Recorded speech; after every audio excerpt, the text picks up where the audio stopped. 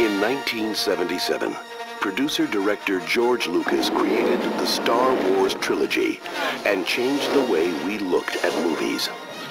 Now, 20 years later, using new digital technology, Lucas and his creative teams at Lucasfilm, THX, Skywalker Sound, and Industrial Light and Magic have completely restored, enhanced, and added to these classic movies to create the Star Wars Trilogy Special Edition. For the trilogy's third installment, Return of the Jedi, Lucas supervised the addition of an elaborate new musical sequence, as well as improvements for one of the film's key creatures and the inclusion of brand new footage and music for the film's ending.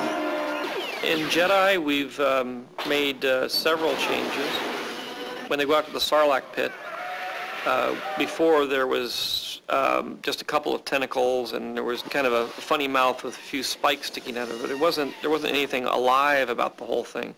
And so what we've managed to do is take and create a kind of a beak that comes out and attacks him, and more tentacles, and it just looks much more realistic and much more threatening, which I think helps that scene considerably.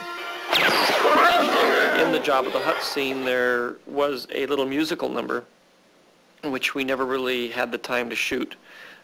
When we were doing it, the production was running behind, everybody was racing. We managed to catch a couple of shots of the band, and we put a little bit of music in it, but it was meant originally to be a big musical number, which I thought would be funny in the middle of a Star Wars film. Also, some of the puppets that we used were very static in how they could move. The state-of-the-art animatronics had only reached a certain level. Cy Snoodles couldn't really open her mouth, she couldn't lip sync properly, her eyes didn't move. It was, it was a very complex creature to develop. And I think this gave us the opportunity to actually open that up. It's a matter of really sculpting the characters in the computer, similarly to how you would out of clay. In fact, the computer graphic characters, we approach them a lot the way you would approach an animated drawing character, but they really are much more like puppets. We constantly find that we run into the limitations that you would typically encounter in building a puppet. They won't bend right, or their mass isn't right, or they're just the kind of things that puppeteers have been fighting for years. So it's as if we build these puppets, but then we turn them over to traditional animators to create the performance. So it's kind of a hybrid. We've added one new character that they didn't have the time to actually develop on the third film, a Yazam, and he acts as a counterpoint to Cy, and they have a little duet, and now it's just a fun musical number.